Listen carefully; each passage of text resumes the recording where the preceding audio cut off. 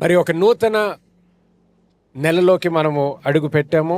ఈ నూతన నెలలో ఒక నూతన సిరీస్ మొదలు పెట్టాలని కోరుకుంటున్నాను. Hallelujah. Okay, we're going to start a new series and ఈ సిరీస్ పేరు వచ్చేసి The God Who Provides. సమకూర్చే దేవుడు.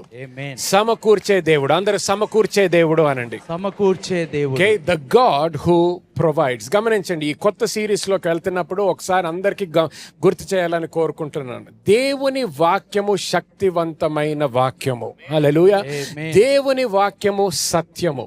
ఎప్పుడైతే ఆ సత్యములో మనము నాటబడతామో ఆ సత్యము నుంచి మనకి కావలసిన ప్రతి ఆశీర్వాదము మనము పొందుకోగలుగుతాం.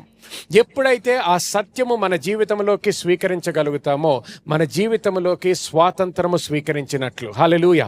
సో ఎటువంటి బంధకములో ఉన్నా, ఎటువంటి లోటులో ఉన్నా, ఎటువంటి అనారోగ్యముతో బాధపడుతున్నా, ఎటువంటి అప్పులలో ఉన్నా, ఎటువంటి చిక్కులో ఉన్నా కూడా గుర్తుపెట్టుకోండి, మన జీవితాలకి అన్నిటికైనా ముఖ్యమైనది దేవుని యొక్క వాక్యము. హల్లెలూయా. అన్నిటికైనా ముఖ్యమైనది ఏంటండి? దేవుని వాక్యము. ఈరోజు సాక్ష్యంలో కూడా చూశారు, దేవుని వాక్యము వినటం వలన ఆ సిస్టర్ జీవితం ఏ విధంగా మార్చబడ్డదో మనము చూసాం. కొన్నిసార్లు ఆమె అన్నది, ఆమె టెస్ట్ మనీలో సాక్ష్యం చెప్తున్నప్పుడు కొన్నిసార్లు ఆమెకు అర్థం అవ్వలేదంట, కానీ అర్థం అవ్వకపోయినా వింటూనే ఉన్నది. హల్లెలూయా. అంటే ఒక్కొక్కసారి విత్తనం పడ్డప్పుడు విత్తనం నుంచి ఏం వస్తుందో ఆమెకు అర్థం అవ్వలేదు, విత్తనం ఏంటి అంటే కూడా అర్థం అవ్వలేదు, కానీ విత్తనము మాత్రము నాటడము ఆపలేదు. ఆ విత్తనము నాటబడము ద్వారా ఈరోజు ఎన్ని విషయాలు పొందుకుంది చూడండి ఆమె జీవితంలో. హల్లెలూయా. ఎన్నో విషయాలు పొందుకుంది. ఏదో ఒక్క విషయం పొందుకోవడం అని కాదు, ఒక్క ఏరియాలో ఆమెకు విడుదల వచ్చిందని కాదు, అనేక విషయాల్లో అద్భుత కార్యములు జరిగినాయి. అనేక విషయంలో దేవుని యొక్క హస్తము లేకపోతే దేవుని యొక్క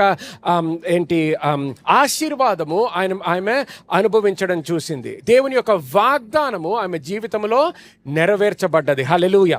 సో చూడండి, మీరు ఎటువంటి ఆలోచనతో వచ్చినా, ఎటువంటి బ్యాక్గ్రౌండ్ నుంచి వచ్చినా, ఎటువంటి సమస్యలో ఉన్నా, ఎటువంటి సిచ్యువేషన్లో ఉన్న, పరిస్థితిలో ఉన్నా, ఎటువంటి సొల్యూషన్ కోసం చూస్తున్నా, ఈ రోజు ఇక్కడ కూర్చున్నప్పుడు మాత్రము ప్రతిదీ పక్కన పెట్టండి. కొన్ని నిమిషాలు ప్రతిదీ పక్కన పెట్టి వాక్యము మీద ధ్యానించండి.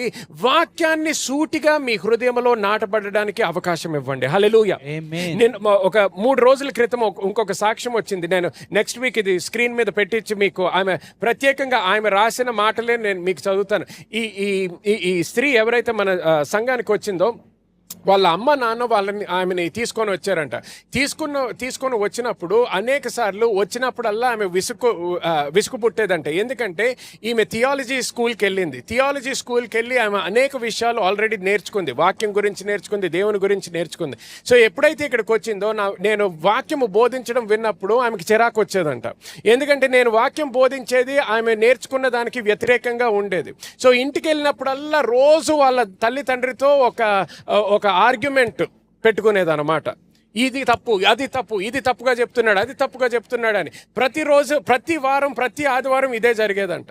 కానీ ఒక 4-5 వారాలు వచ్చిన తర్వాత నెమ్మదిగా ఒక రోజు నేను చెప్పింది, అదేంటి అలా చెప్తున్నాడు, ఇదేంటి అని మళ్ళీ వాక్యంలో కూడా అలాగే రాసింది కదా అని మళ్ళీ ఇంటికి వెళ్ళి మళ్ళీ చదవడం మొదలుపెట్టిందంట. మళ్ళీ ధ్యానించడం మొదలుపెట్టింది.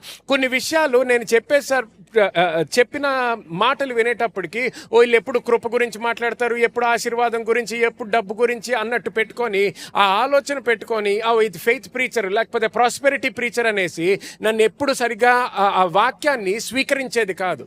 కానీ ఏ రోజు నుంచి అయితే వాక్యము స్వీకరించిందో, ఆమె ఇప్పుడు చెప్పిన సాక్ష్యం ఏంటంటే, నా జీవితము కంప్లీట్గా మార్చబడ్డది పాస్టర్ గారు అని ఆమె చెప్తుంది. ఏదైతే నేను ముందర సత్యం అనుకున్నానో ఈ రోజు నా కళ్ళు విప్పబడ్డాయి అని ఆమె సాక్ష్యం చెప్తుంది. గమనించండి, నాకన్నా ఎక్కువ చదువుకున్న వ్యక్తి కానీ గమనించండి, దేవుని వాక్యము ఎవరు ఎక్కువ చదువుకున్నారో వాళ్ళకి ఎక్కువ అర్థమవుతుందని వాక్యంలో రాసిలేదు. దేవుని వాక్యములో ఎవరు స్థాపించబడతారో వాళ్ళకి వాక్యము విడుదలవుతుంది. వాళ్ళకి వాక్యము ప్రత్యక్ష జ్ఞానము వాళ్ళకి విడుదలవుతుంది. హల్లెలూయా. అందుకనే యేసుక్రీస్తు యొక్క శిష్యుల్ని మనము గమనించినట్లయితే పెద్ద పెద్ద చదువులు చదువుకున్న వాళ్ళు కాదు, లోకాన్ని మార్చిన వాళ్ళు పెద్ద పెద్ద చదువులు చదువుకున్న వాళ్ళు కాదు. అంటే చదువుకోవడం ఆపమనట్లేదు నేను, చదువుకోండి. కానీ చదువుకున్నప్పుడు కూడా గుర్తుపెట్టుకోండి, ప్రత్యక్షత జ్ఞానము మన జీవితంలోకి విడుదల అవ్వాలి. హల్లెలూయా, ఆమేన్. ప్రత్యక్షత జ్ఞానము, revolution knowledge must enter into our lives and into our hearts. Hallelujah. ఈ రోజు వాక్యంలోకి వెళ్తున్న సమయంలో ఆ ప్రత్యక్షత జ్ఞానం ఈ రోజు విడుదలవుతాయి. అనేక మంది, ఈ రోజు మీరే చూశారు కదా ఎంతమందికి ప్రార్థన చేశామో, ఎంత సమయం పట్టింది. నిద్రం ప్రార్థన చేస్తున్నావు. ఎంతమంది అంటే ఇక్కడ చూడండి, ఈ సంఘంలో ఇక్కడ కూర్చున్న వాళ్ళలో ఎంతమంది మీరు అవసరతలతో నుంచున్నారో ఈరోజు, ఎంతమంది ఎదురు చూస్తున్నారు, ఏదో విడుదల కోసం ఎదురు చూస్తున్నారు, ఏదో స్వస్థత కోసం ఎదురు చూస్తున్నారు, ఉద్యోగాల కోసం ఎదురు చూస్తున్నారు, మీ ఆర్థిక పరిస్థితులు మార్చబడాలని ఎదురు చూస్తున్నారు. సో గమనించండి, అది దాని కొరకు ఎదురు చూస్తున్నారు. కాబట్టి ఇప్పుడు మతపరముగా కూర్చోద్ది ఇక్కడ. దేవుడు నాతో మాట్లాడబోతున్నాడు అనే ఆశతో కూర్చోండి, అనే ఎక్స్పెక్టేషన్తో కూర్చోండి.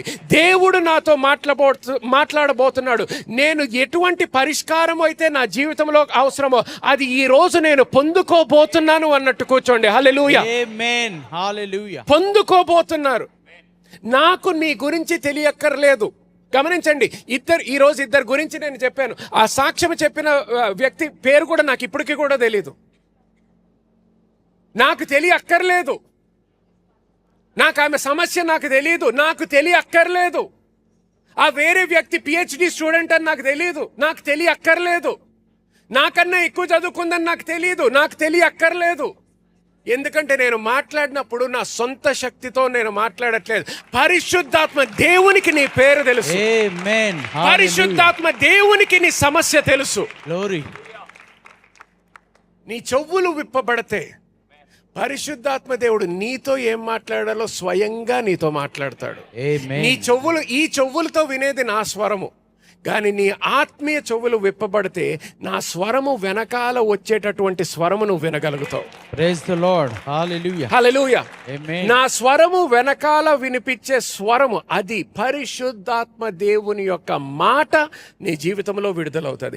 ఎప్పుడైతే ఆ మాట విడుదలవుతుందో నువ్వు ఎటువంటి సమస్యలో ఉన్నావో అది అనవసరం. ఇంకా అర్థమవుతుందా?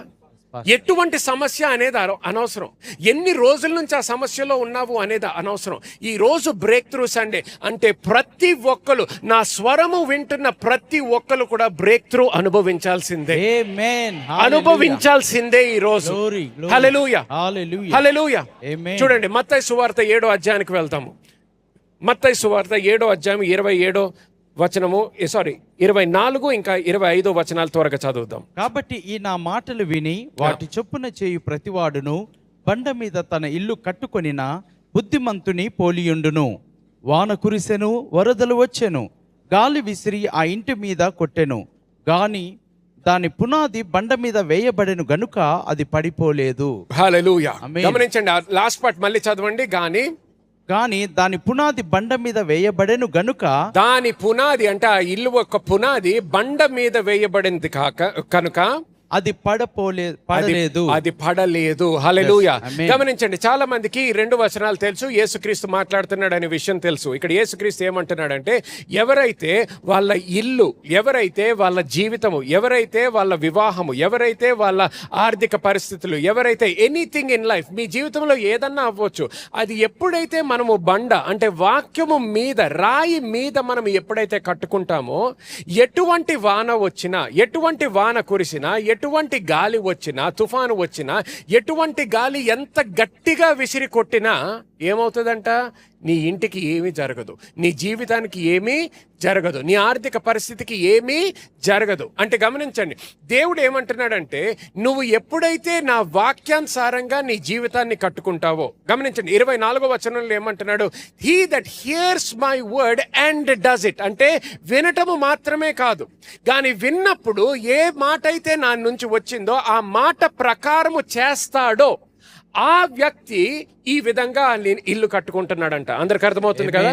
సో అంటే ఏంటి? ఇప్పుడు వాక్యం విడుదలవుతుంది. వాక్యం వినడం మాత్రమే కాదు, వాక్యము విన్న తర్వాత ఆ వాక్యము ద్వారా వచ్చిన ఇన్స్ట్రక్షన్ ఏంటి, ఆ వాక్యము ద్వారా వచ్చిన సత్యం ఏంటి, దాని ప్రకారము నేను ఏం చెయ్యాలి, అది తెలుసుకొని ఎప్పుడైతే చేయడం మొదలు పెడతాడో ఆయన ఇల్లు ఒక విధానంలో కట్టుకుంటున్నాడంట, రాయి మీద కట్టుకుంటున్నాడు. ఎప్పుడైతే ఆ వాక్యము మీద కట్టుకుంటాడో కష్టాలు వస్తాయి, జీవితంలో. కానీ ఎటువంటి కష్టం వచ్చినా, ఎంత వాన కురిసినా, ఎటువంటి గాలి నిన్ను ఎంత గట్టిగా కొట్టినా, ఎటువంటి వరద వచ్చినా నీ జీవితంలో, నీ జీవితము మాత్రము మార్చబడదు.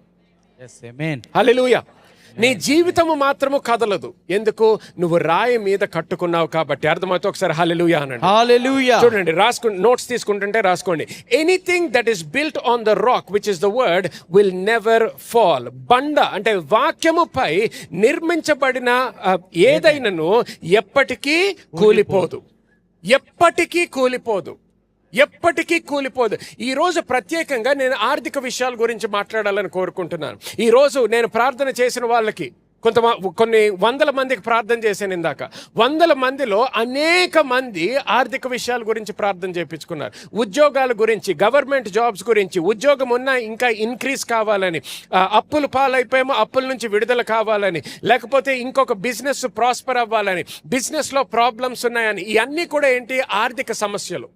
ఆర్థిక సమస్యలకి ఇంతమంది వచ్చి ప్రార్థన చేయించుకున్నారు. చాలా మంది ప్రార్థన చేయించుకున్నారు. సో మన జీవితంలో ఇప్పుడు తెలుసుకోవాల్సింది ఏంటి? మన ఆర్థిక పరిస్థితి మార్చబడాలంటే మన ఆర్థిక జీవితము దేని మీద కట్టుకోవాలి?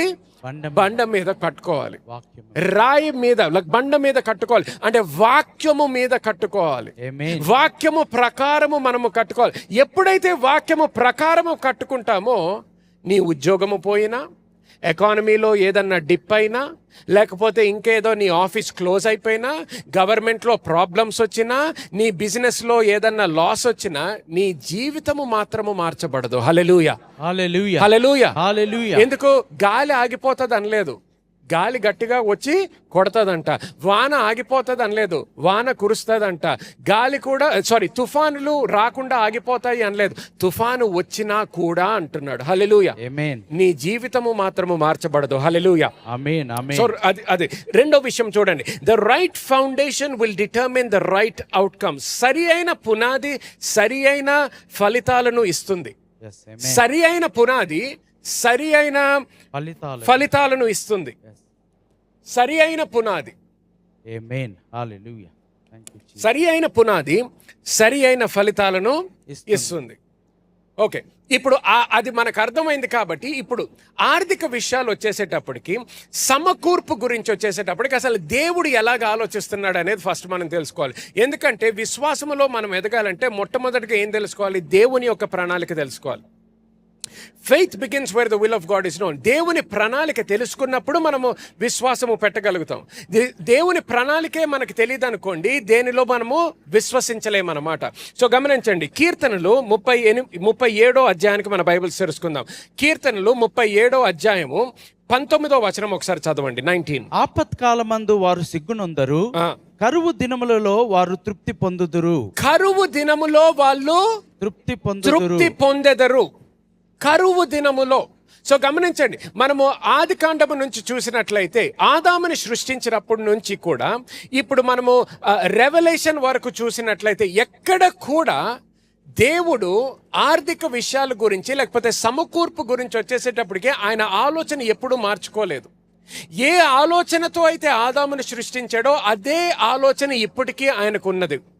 హల్లెలూయా. ఆమేన్. చూడండి, మనకి పాత నిబంధన, క్రొత్త నిబంధన అని ఉంటుంది. కానీ ఇంకా దాన్ని ఇంకొక విధంగా ఆలోచించాలంటే, టైం లైన్స్ ఆర్ టైం పీరియడ్స్గా ఆలోచించాలంటే, దేవుడు ఆదాముని సృష్టించినప్పుడు నుంచి పాపము వచ్చే వరకు ఒక టైం పీరియడ్ అనుకుందాం. పాపము వచ్చినప్పుడు నుంచి మళ్ళీ యేసుక్రీస్తు పుట్టే వరకు ఇంకొక టైం పీరియడ్ అనుకుందాం. ఓకే, దీంట్లో ధర్మశాస్త్రం రావడం జరిగింది, ఇజ్రాయేలు పుట్టడం జరిగింది, దాని ముందర అబ్రహాముని ఆశీర్వదించబడడం, ఇదంతా జరిగింది. కానీ అదంతా ఒక టైం పీరియడ్ అనుకుందాం. దాని తర్వాత యేసుక్రీస్తు పుట్టాడు. యేసుక్రీస్తు ఇక్కడ ఈ లోకములో ఉన్న సమయం అంతా కూడా ఇంకొక టైం పీరియడ్ అనుకుందాం.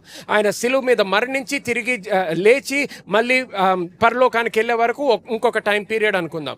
అప్పటి నుంచి పరిశుద్ధాత్మ దేవుడు వచ్చినప్పటి నుంచి ఇప్పుడు వరకు ఇంకొక టైం పీరియడ్ అనుకుందాం. సో 4 టైం పీరియడ్స్లో ఉన్నా కూడా అనేక విషయాలు జరిగిన ఈ విషయములో సమకూర్పు గురించి వచ్చేసేటప్పటికి దేవుడు ఎక్కడ కూడా ఆయన మనసు మార్చుకోలేదు. ఏ మనసు మొట్టమొదటిలో మనము చూస్తామో ఆదికాండములో, అదే మనసు ఇప్పటి వరకు కూడా కలిగి ఉన్నాడు. హల్లెలూయా. సో గమనించండి, పాపము గురించి శాపం వచ్చింది. శాపము ద్వారా ఈ కరువు అనేది వచ్చింది. పరలోకములో కరువు ఉంటుందా? లేదు. లేదు. సృష్టించినప్పుడు దేవుడు ఏంటి కరువులో ఆదామును పెట్టాడా? లేదు. కరువు ఎప్పుడొచ్చింది? పాపము లేకపోతే శాపము వచ్చినప్పుడు కరువు రావడం మొదలైంది. కానీ గమనించండి, దేవుని యొక్క ఆలోచన, దేవుని యొక్క సమకూర్పు ఎలాగుందంటే ఇక్కడ 19వ వచనం మళ్ళీ ఒకసారి చదవండి. ఆపత్కాలమందు వారు సిగ్గునొందరు, కరువు దినములలో వారు తృప్తి పొందుదురు. కరువు దినములో వాళ్ళు తృప్తి పొందరు. అన్ని నార్మల్ గా ఉందనుకోండి, అందరూ ఆశీర్వాదం పొందుకుంటున్నారు, అంతా బానే ఉంది అంటే అందరూ తృప్తి పొందుతున్నట్టు. కానీ కరువు దినములో కూడా ఆయన ఆలోచన ఆయన పిల్లల గురించి ఎలాగుంది చూడండి. కరువు దినములో కూడా వాళ్ళు తృప్తి పొందుతారు అంటున్నాడు. హల్లెలూయా. కరువు దినములో కూడా. సో కరువులో నువ్వు జీవిస్తున్నా నువ్వు మాత్రము కరువు అనుభవించకూడదు. అర్థమవుతుందా? కరువులో జీవించవచ్చు, నీ చుట్టుపక్కల అంతా కూడా కరువే కనిపించవచ్చు, కానీ కరువు మధ్యలో జీవిస్తున్న ఆయన ప్రణాళిక, ఆయన కోరిక ఏంటంటే నువ్వు మాత్రం కరువు అనుభవించవు. నువ్వు మాత్రం కరువు అనుభవించవు. హల్లెలూయా. చూడండి, ఇంగ్లీష్ లో న్యూ లివింగ్ ట్రాన్స్లేషన్ లో ఇలాగుంటది. They will not be disgraced in hard times, even in famine they will have more than enough. Hallelujah. Amen. More than enough. నీకు కావలసిన దానికన్నా ఎక్కువ ఉంటదంట నీకు. ఎప్పుడు? కరువు దినములో. కరువు దినములో అంటే ఏంటి? నీకు ఉద్యోగం లేనప్పుడు కూడా. Amen. Thank you Jesus. Hallelujah. Hallelujah. ఉద్యోగం లేనప్పుడు కూడా అందరికీ లాస్ అయిపోతుంది పాస్టర్ గారు అంటే, నేను రియల్ ఎస్టేట్ లో ఉన్నాను, రియల్ ఎస్టేట్ ఇప్పుడు మార్కెట్ అంతా పడిపోయింది. అటువంటి రోజులో నీకు ఎలాగుండాలి? నీకు కావలసిన దానికంటే ఎక్కువ ఉండాలి నీ జీవితంలో. ఎందుకు? అది ఆయన ప్రణాళిక నీ కొరకు. నీకు ఉద్యోగం ఉన్నప్పుడు అన్ని మంచిగా ఉండడం కాదు, నీకు ఉద్యోగం లేనప్పుడు కూడా అన్ని మంచిగా ఉండాలి. హల్లెలూయా. అది ఆయన ప్రణాళిక, అది ఆయన కోరిక. అదే అధ్యాయంలో చూడండి 25వ వచనం ఒకసారి చదవండి. నేను చిన్నవాడనై ఉంటిని, ఇప్పుడు ముసలివాడినై ఉన్నాను. ఇప్పుడు ముసలివాడినై ఉన్నాను. సో ఇప్పుడు ముసలివాడు అయిన తర్వాత, జీవితం అంతా జీవించిన తర్వాత ఇది రాస్తున్నాడు. చెప్పండి ఏమన్నాడు? అయినను నీతిమంతులు విడబడుట గాని వారి సంతానము భిక్షమెత్తుట గాని నేను చూచి ఉండలేదు. హల్లెలూయా. ఆమేన్. ఎవరి గురించి రాస్తున్నాడు? నీతిమంతులు, రైచస్ పీపుల్ గురించి. ఎంతమంది నీతిమంతులు ఉన్నారు? ఆమేన్. ఏంటి ఇంతమంది ఇక్కడ?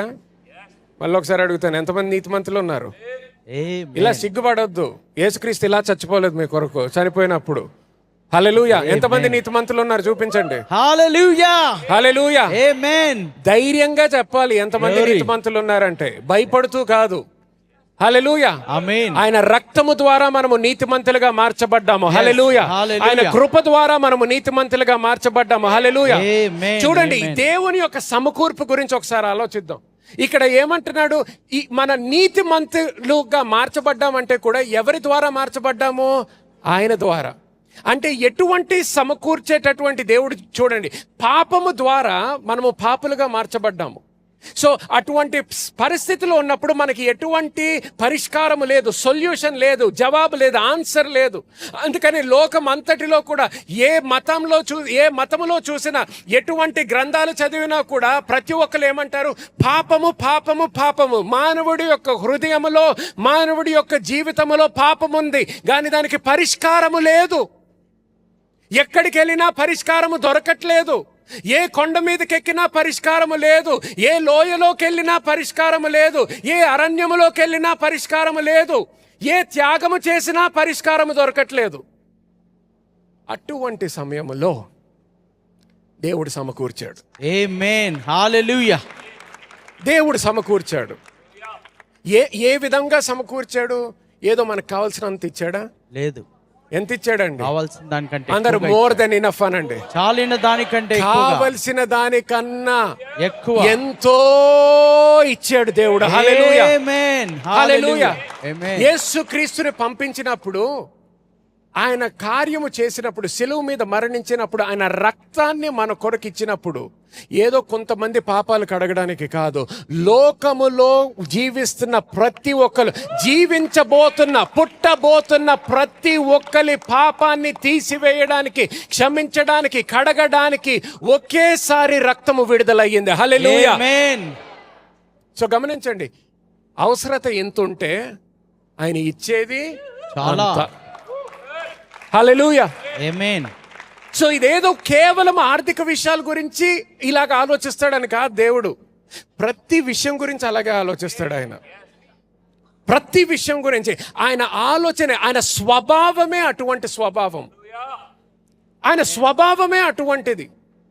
ఏదన్నా నీ కొరకు చెయ్యాలనుకుంటే ఎక్కువే చెయ్యాలనుకుంటాడు. కేవలం వాళ్ళకి కావాల్సింది ఇస్తాను అనేది కాదు, అది మతము నుంచి వచ్చిన ఆలోచన. ఎక్కడ కూడా చూడండి కావాల్సిందే ఇవ్వలేదు దేవుడు, అవసరత దానికన్నా ఎక్కువ ఇచ్చాడు. హల్లెలూయా. ఆమేన్. ఆయన రక్తాన్ని కూడా అలాగే ఇచ్చాడు, ఆయన క్షమాపణ కూడా అలాగే ఇచ్చాడు. హల్లెలూయా. ఆమేన్. హల్లెలూయా. ఆయన రక్షణ అలాగ మనకి కృప అనుగ్రహించాడు. హల్లెలూయా. సో ఇక్కడ ఏమంటున్నాడు దావీదు రాస్తూ, నేను నీతిమంతుల్ని నేను గమనించాను. నేను ముందర వయసులో చిన్నవాడిని, ఇప్పుడు నేను పెద్దగా ముసలివాడిని అయ్యాను. ముసలివాడిని అయిన తర్వాత నేను రాస్తున్నాను అంటున్నాడు. I have never seen the righteous forsaken nor his seed begging bread. నీతిమంతులు విడబడుట గాని వారి సంతానము భిక్షమెత్తుట గాని నేను చూచి ఉండలేదు. చూడండి, ఇందాక అందరు నీతిమంతులు అన్నారు అంటే దేవుని యొక్క ఆలోచన ఎలాగుంది తెలుసా మీకు? మీరే కాదు, మీ సంతానము, వచ్చే తరతరాలు కూడా ఎవ్వరు కూడా మీ చేతులు చాపి అడుక్కునే అవసరం ఉండదు. ఆమేన్. హల్లెలూయా. హల్లెలూయా. తరతరాలు ఎవ్వరు కూడా చెయ్యి చాపేది ఉండదు. చెయ్యి చాపితే ఆశీర్వదించడానికి, చెయ్యి చాపితే సహాయము చేయడానికి మాత్రమే, ఆమేన్. ఆమేన్. ఆమేన్. చెయ్యి చాపితే స్వస్థపరచడానికి మాత్రమే. హల్లెలూయా. హల్లెలూయా. ఆమేన్. ఒక క్రైస్తవుడు చెయ్యి చాపుతున్నాడంటే అడుక్కోవడానికి కాదు, అడుక్కోవడానికి ఉండకూడదు. కానీ పాస్టర్ గారు, నాకు కొంతమంది తెలుసండి, వాళ్ళు క్రైస్తవులు, వాళ్ళు చాలా కష్టమైన పరిస్థితుల్లో ఉన్నారు. వాళ్ళు ఒక్కొక్కసారి అంటే దైవజనులు కూడా తెలుసండి, ఇంటింటికి వెళ్ళి అడుక్కుంటారు, లేకపోతే కొద్దిగా ఏంటి ఇక్కడెంత కొద్దిగా చందా వస్తుందేమో అది తీసుకొని బతుకుతారు. గమనించండి, వేరే వాళ్ళ జీవితంలో ఏదైతే అనుభవిస్తున్నారో దాని ప్రకారం మనం వాక్యాన్ని చూడడం, వాక్యము ప్రకారం వేరే వాళ్ళని చూడాలి. yes amen. హల్లెలూయా. హల్లెలూయా. చూడండి, అందరికీ తప్పిపోయిన కుమారుడి యొక్క కథ తెలుసు కదా అందరికీ? ఎంతమందికి తెలుసు? ఓకే, ఒకసారి ఆలోచించండి. ఆయన తండ్రి ఎంతో ధనవంతుడు. అక్కడ ఆ తండ్రి ధనవంతుడు, కానీ తండ్రి ధనవంతుడు అయినా కూడా కొడుకు పందులతో తింటున్నాడు. ఒకరోజు ఎవరితో తింటున్నాడు? పందులతో తింటున్నాడు. పందులతో తినే స్థానం ఆయనది కాదు, కానీ ఆ రోజు పందులతో తింటున్నాడు. తండ్రి యొక్క ప్రణాళిక కాదు, కానీ ఆ రోజు తండ్రి పందులతో తింటున్నాడు. కానీ గమనించండి, అటువంటి కార్యము జరిగిన ఆయన జీవితంలో ఎప్పుడైతే ఆయన గుర్తింపుకి వచ్చాడో, ఎప్పుడైతే మళ్ళీ గుర్తు చేసుకున్నాడో, మళ్ళీ తిరిగి పరిగెత్తుకుంటా తండ్రి దగ్గరికి వచ్చాడు. తండ్రి దగ్గరికి వచ్చినప్పుడు ఎక్కడ తిన్నాడు? తండ్రితో తిన్నాడు మళ్ళీ. అర్థమవుతుందా? సో ఎవరైనా క్రైస్తవుల్ని చూస్తే, కానీ పాస్టర్ గారు వాళ్ళు చాలా కష్టాల్లో ఉన్నారు, వాళ్ళు అడుక్కుంటున్నారంటే గుర్తుపెట్టుకోండి, వాళ్ళని ఏదో మనము జడ్జి చేస్తున్నట్టు కాదు, కానీ గుర్తుపెట్టుకోండి, ప్రార్థన చేయండి అటువంటి వాళ్ళకి. ఎందుకంటే వాళ్ళు దేవుని కుమార్తెలు కుమారులు, కానీ వాళ్ళ గుర్తింపు మర్చిపోయిన వ్యక్తులు. వాళ్ళ గుర్తింపు మర్చిపోయారు కాబట్టి ఇన్హెరిటెన్స్ అంటే స్వాస్థ్యం. గమనించండి, స్వాస్థ్యము అంటే నువ్వు చేతిలో పట్టుకునే డబ్బు కాదు నిజమైన స్వాస్థ్యము. చూడండి, స్వాస్థ్యం అంతా ఖర్చు పెట్టేశాడు, అది నిజమైన స్వాస్థ్యము కాదు. నిజమైన స్వాస్థ్యము ఆయన గుర్తింపు. ఆయన తండ్రికి పుట్టాడు, అది నిజమైన స్వాస్థ్యము. అందుకని డబ్బంతా ఖర్చు అయిపోయిన తర్వాత కూడా మళ్ళీ ఎక్కడికి వచ్చి తినగలిగాడు? తండ్రితో కూర్చొని తినగలిగాడు. ఎందుకు? అది స్వాస్థ్యము. చూడండి, ఎప్పుడైతే ఇది అర్థం చేసుకుంటావో, డబ్బు కొరకు నువ్వు పరిగెత్తవు ప్రతి దగ్గరికి. ఏదైతే కనిపించదో దానికోసం పరిగెత్తాలి. ఏది కనిపించదు? ఆశీర్వాదం కనిపించదు మన కళ్ళకి. ఏది కనిపించదు? గుర్తింపు కనిపించదు మన కళ్ళకి. కానీ ఏదైతే, గుర్తుపెట్టుకోండి, వాక్యంలో ఏమంటాడో, ఏదైతే మనకి కనిపించదో అదే ఇటర్నల్, నిత్యత్వముగా ఉండేది, అది నిత్యమైనది. డబ్బు ఖర్చు పెట్టేయవచ్చు, నీ గుర్తింపు నువ్వు ఖర్చు పెట్టలేవు. హల్లెలూయా. నీ గుర్తింపు ఖర్చు పెట్టలేవు. సో ఎవరైనా క్రైస్తవులు ఏంటి అవసరతతో ఉన్నారు, వాళ్ళు లోట్లో ఉంటున్నారు, ఎప్పుడు కూడా వాళ్ళకి సరిపోవట్లేదంటే ఎందుకు సరిపోవట్లేదు? దేవుడు ఏదో తక్కువ చేస్తున్నాడని కాదు, వాళ్ళ గుర్తింపు తెలుసుకోలేదు, లేకపోతే తెలుసుకున్న ఒకసారి అప్పుడు మర్చిపోయారు. సో ఎప్పుడైతే సత్యము మళ్ళీ వస్తుందో స్వాతంత్రం వస్తుంది. హల్లెలూయా. ఎప్పుడైతే సత్యములో నాటబడతారో స్వాతంత్రం వస్తుంది. ఎప్పుడైతే సత్యములో నాటబడతారో దేవుని యొక్క ప్రణాళిక మళ్ళీ వాళ్ళ జీవితంలో నెరవేర్చబడుతుంది. అందరికి అర్థమైందండి? అర్థమైతే ఒకసారి హల్లెలూయా అనండి. హల్లెలూయా. సో గమనించండి, దేవుని యొక్క ప్రణాళిక ఆ విధంగా ఉంటుంది. సో ఇది అర్థం చేసుకోవడానికి ఒక ఉదాహరణ చూద్దాము. మొదటి రాజులు, 1 Kings chapter 17కి మన Bible తెరుచుకుందాం. 1 Kings chapter 17 and start reading from verse 1 please. అంతటా గిలాదు కాపురస్తుల సంబంధియును తిష్బీయుడైన ఏలియా ఆహాబునంతకు వచ్చి, ఎవని సన్నిధిని నేను నిలబడి ఉన్నానో ఇశ్రాయేలు దేవుడైన ఆ యెహోవా జీవము తోడు నా మాట ప్రకారం అవుగాక, ఈ సంవత్సరములలో మంచైనను వర్షమైనను పడదని ప్రకటించాను. ఓకే, గమనించండి, ఇక్కడ ప్రవక్త ఒక మాట ప్రకటించాడు అన్నమాట, ఒక మాట విడుదల చేస్తాడు. ఇప్పుడు నుంచి కరువు దినాలు వచ్చినాయే అని ప్రకటిస్తున్నాడు అనమాట. ఇప్పుడు నుంచి వాన లేకపోతే మంచు అనేది ఇక్కడ ఈ దేశంలో పడదు అని చెప్తున్నాడు. చెప్పిన తర్వాత 2వ వచనం ఇప్పుడు గమనిద్దాం, చూడండి. పిమ్మట యెహోవాకు అతనికి ప్రత్యక్షమై, నీవు ఇచ్చట నుండి తూర్పు వైపునకు పోయి యోర్దానుకు ఎదురుగానున్న కేరేతు వాగు దగ్గర దాగియుండుము. ఆ వాగు నీరు నీవు త్రాగుదువు. అచ్చటికి నీకు ఆహారము తెచ్చినట్లు నేను కాకోలములకు ఆజ్ఞాపించుతునని అతనితో తెలియజేయగా, అతడు పోయి యెహోవా సెలవు చొప్పున యోర్దానునకు ఎదురుగానున్న కేరేతు వాగు దగ్గర నివాసం చేశాను. చాలండి, సరే చూడండి. సో 2వ వచనంలో ఇప్పుడు ఏంటి? ఇప్పుడు కరువు దినాలు వచ్చినాయి అనమాట. కరువు ప్రకటించాడు. కరువు ప్రకటించగానే దేవుడు ప్రవక్తతో మాట్లాడుతున్నాడు. ఎందుకు? కరువు దినాలు ఉన్నా కూడా కరువులో జీవిస్తున్న కరువు ప్రవక్త అనుభవించకూడదు. సో దేవుడు ఆయనకి ప్రవక్తకి ఒక మాట చెప్తున్నాడు. ఏమంటాడు? నువ్వు ఉన్న స్థలము నుంచి బయలుదేరు అంటాడు. 2వ వచనంలో, then the Lord came and said to him, get away from here. Okay, ఇక్కడ నుంచి బయలుదేరు, ఇక్కడ నుంచి నువ్వు మొదలుపెట్టు, నీ ప్రయాణము మొదలుపెట్టు అంటున్నాడు. గమనించండి, గుర్తుపెట్టుకోండి, చాలాసార్లు దేవుని యొక్క సమృద్ధి లేకపోతే దేవుని యొక్క ప్రొవిజన్, మన సమకూర్పు మనం ఎందుకు అనుభవించమంటే మనకి తెలిసిన విషయాల నుంచి మనము దూరంగా లేకపోతే దాన్ని విడిచిపెట్టి నడవడం మొదలు పెట్టం. మన జీవితంలో తెలిసిన దాన్నే గట్టిగా పట్టుకోవడానికి ప్రయత్నం చేస్తుంటాము. తెలిసింది ఒక్కొక్కసారి ఇది మన మనసులో అవ్వచ్చు, మన ఆలోచనలు. దేవుడు అంటాడు, నీ పాత ఆలోచనలు పక్కన పెట్టి ఇప్పుడు నేను చూపిస్తున్న సత్యములోకి నడువు అంటే, కానీ ఇంకా నువ్వు పాత ఆలోచనలనే గట్టిగా పట్టుకున్నావు అనుకో, నువ్వు అక్కడే మిగిలిపోతావు, అక్కడే ఉండిపోతావు. గమనించండి, ఇతను గొప్ప ప్రవక్త. మనము వాక్యంలో చూస్తున్నటువంటి ప్రవక్తలందరిలో కూడా టాప్ ప్రవక్త అనొచ్చు. అందరికి one of the highly talked about profits in the word of God. కానీ అయినప్పటికీ వాక్యం ఏమని వచ్చింది? దేవుని యొక్క ఆజ్ఞ ఏమని వచ్చింది? నువ్వు ఉన్న ప్రాంతాన్ని విడిచిపెట్టు, నువ్వు ఉన్న స్థలముని విడిచిపెట్టు, నువ్వు ఉన్న స్థలముని విడిచిపెట్టి నేను చూపిస్తున్న స్థలానికి వెళ్ళు అంటున్నాడు, బయలుదేరు అంటున్నాడు. ఈ విధంగా ఇంకెవరితో మాట్లాడాడు? మొట్టమొదటిగా దేవుడు అబ్రహాముతో. గట్టిగా చెప్పండి, అబ్రహాముతో మాట్లాడాడు. అబ్రహాముని ఆశీర్వదించాడా దేవుడు? గొప్పగా ఆశీర్వదించాడు. ఇక్కడ కూడా దేవుడు సమకూరుస్తున్నాడు. ఈయన ప్రార్థన చేయలేదు, దేవా ఏదో అనుకోకుండా అనేశాను, 3 సంవత్సరాలు కరువు, ఇప్పుడు నేను కూడా మాడిపోతానేమో అనలేదు. ప్రార్థన చేయలేదు. ఎందుకు? నువ్వు ప్రార్థన చేయకముందరే ఆయన నీ సమకూర్పు గురించి ఆలోచించాడు. ఆమేన్, ఆమేన్, హల్లెలూయా. సమకూర్చే దేవుడు. ఆదాముని సృష్టించక ముందర ఆయన గురించి ఆలోచించగలిగితే నీ గురించి ఈరోజు ఆలోచించడా?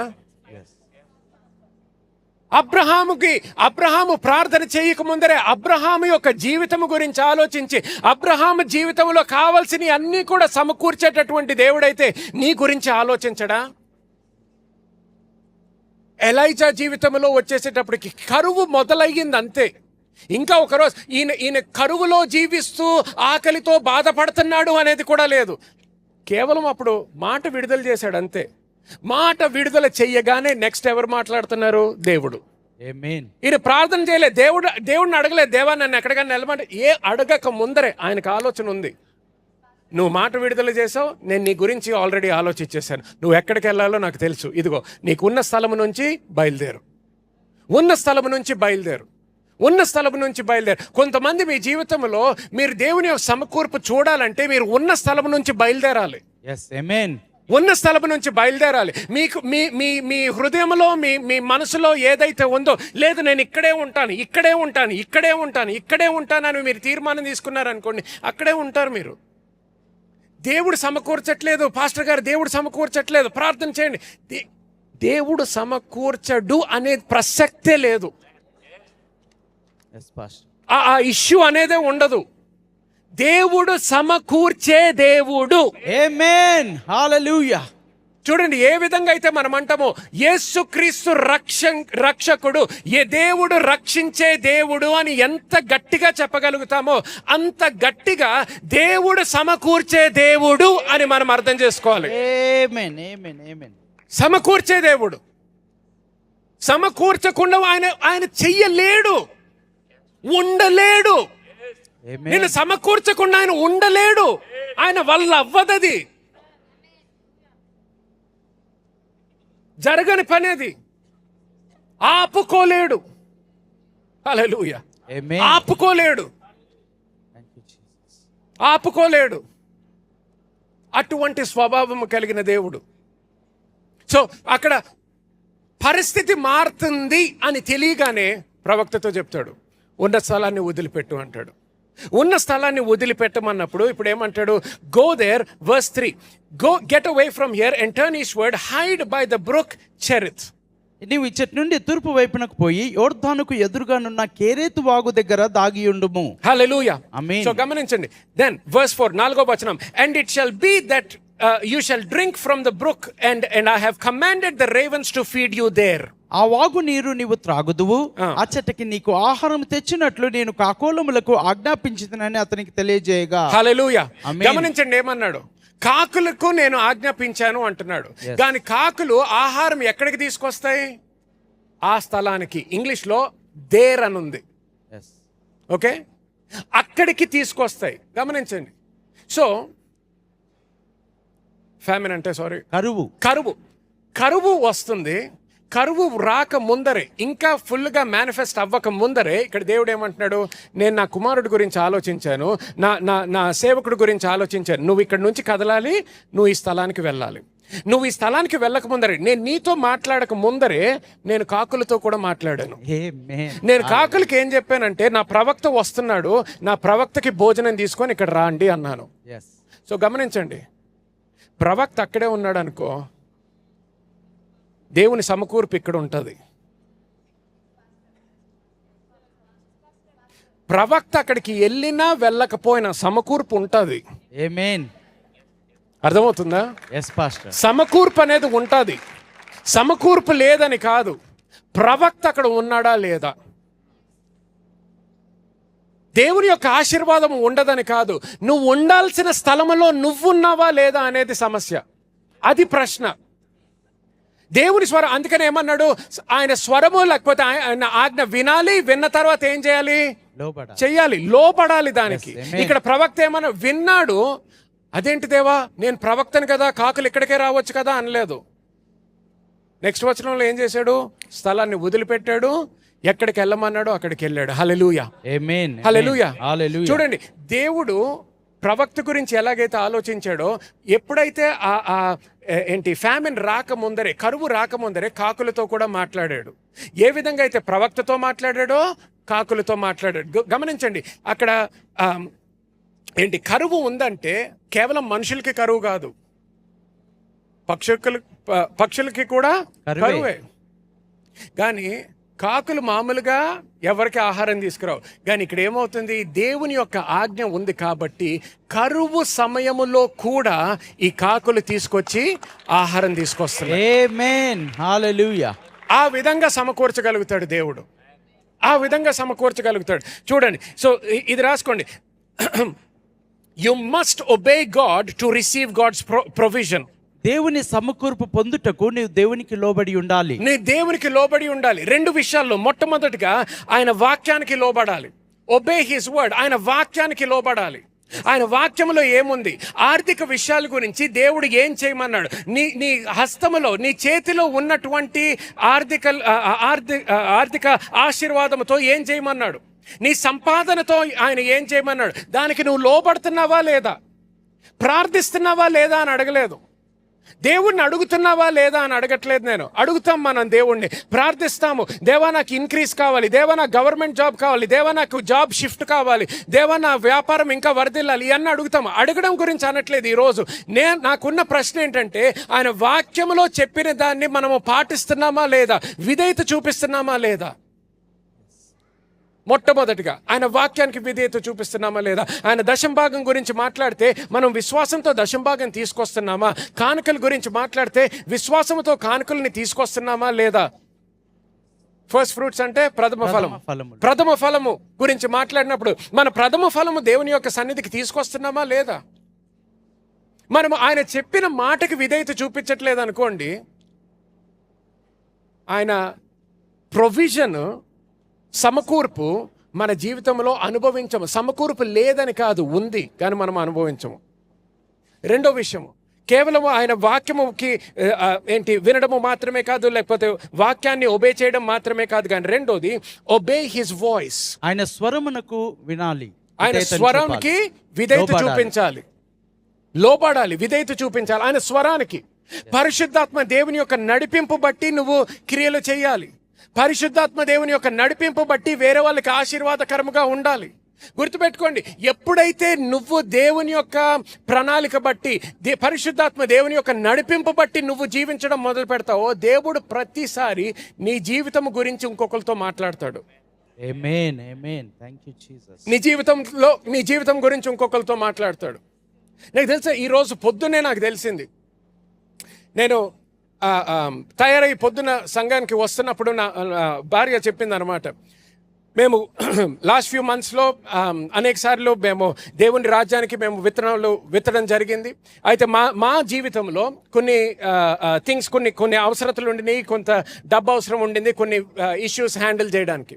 అటువంటి సమయంలో నిన్న నేను పొద్దున క్లాసెస్ పొద్దున మన ప్రేయర్ మీటింగ్ అయిపోయిన తర్వాత స్కూల్ ఆఫ్ ఫెయిత్లో నిన్న నేనే టీచ్ చేశాను. టీచింగ్ అంతా అయిపోయిన తర్వాత మన చర్చ్ నుంచి ఒక అమ్మాయి వచ్చి, పాస్టర్ గారు ఒక 2 నిమిషాలు మాట్లాడొచ్చా అంటే, సరే మాట్లాడండి అన్నాను. కూర్చున్నాము, మాట్లాడడం మొదలు పెడితే అన్నది, పాస్టర్ గారు ఈ విధంగా దేవుడు ప్రేరేపించాడు నాకు, మీరు చాలా మీ జీవితం ద్వారా, సంఘము ద్వారా, పాస్టర్ గారి ప్రసంగాలు, మీ ప్రసంగాల ద్వారా నేను బాగా ఆశీర్వదించబడ్డాను, నా జీవితం మార్చబడ్డది.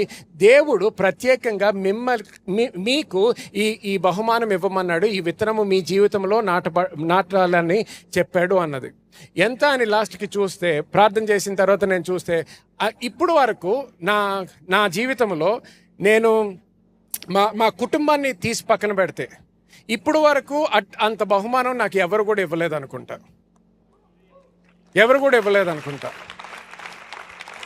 అటువంటి బహుమానం, అటువంటి విత్తనం విత్తింది.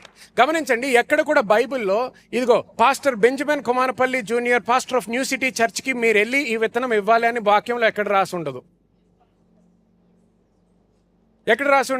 కానీ పరిశుద్ధాత్మ దేవుని యొక్క నడిపింపు బట్టి ఆ విత్తనము విత్తింది. ఆమేన్. హల్లెలూయా, హల్లెలూయా, హల్లెలూయా. చూడండి, అలాగే నిన్న సాయంత్రము మెడికల్ క్యాంప్ అదంతా అయిపోయిన తర్వాత నా భార్య అక్కడ ఒక షాప్కి వెళ్ళాల్సి వచ్చింది అర్జెంటుగా, కొన్ని థింగ్స్ ఇంటికి కొనుక్కోవడానికి రాత్రి అయ్యింది. అప్పటికి వెళ్ళి అది కొన్ని వస్తువులు కొనుక్కొని మళ్ళీ తిరిగి కారు ఎక్కుదామని చూసేటప్పటికి షాప్ బయట మన సంఘస్థులు ఇద్దరు, ఒక భార్య భర్తలు అక్కడ బయట వెయిట్ చేస్తున్నారంట. బయటకు వచ్చేసరికి సడన్గా చూసేటప్పటికి హలో అని, ప్రైజ్ లార్డ్, ఏం చేస్తున్నారు అది ఇది అంటే, దేవుడు మాతో ఈ రోజే చెప్పాడు, ప్రత్యేకంగా మీరు ఎక్కడున్నా వెతుక్కొని మీ దగ్గరకు వచ్చి ఈ విత్తనము మీకు విత్తాలి అని చెప్పాడు. ఆమేన్, హల్లెలూయా.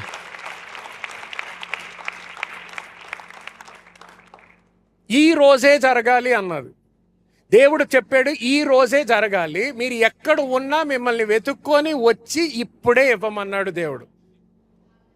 ఆ షాప్లో ఖర్చు పెట్టిన దానికన్నా ఒక 5 రెట్లో ఎంతో ఇచ్చింది ఉంటుంది. ఆ రోజు షాప్కి వెళ్ళినప్పుడు నన్ను అడిగింది, ఏంటి తీసుకోమంటావు అది అంటే, ఇప్పుడు వద్దులే, వేరే థింగ్స్ ఉన్నాయి కదా, ఇప్పుడు అర్జెంట్ కాదులే, it's not a big deal అన్నాను. కానీ వెళ్ళి బయటకు వచ్చే లోపల దానికి కావలసిన దానికన్నా ఎస్ ఆమేన్ 5 రెట్లు ఎక్కువ ఇచ్చాడు దేవుడు. ఆమేన్ ఆమేన్ 5 రెట్లు ఎక్కువ ఇచ్చాడు దేవుడు. గారు గమనించండి.